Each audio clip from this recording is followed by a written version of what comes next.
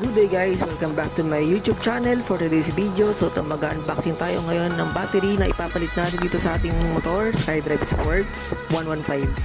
As you can see guys, ang nabili kong battery is 4L.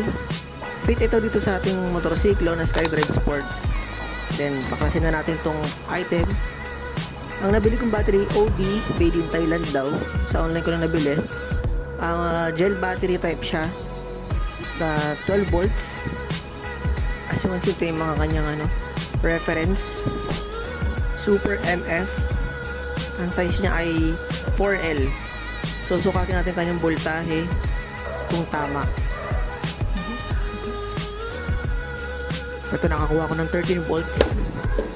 Then kalasin na natin yung kanyang battery cover sa kanyang underseat. Meron siyang dalawang screw na left and right. Pag natanggal nyo na yan guys, tanggalin nyo muna yung negative and then yung positive.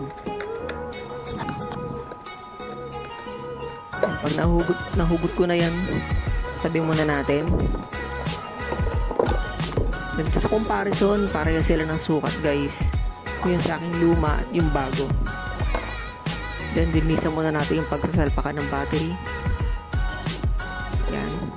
Habang sinasalpa ko na itong battery to, medyo hindi lang fit yung cover, so ginawa ko na ng paraan. So ito, nakabitan natin yung bagong battery at ito na yung voltage 14.2.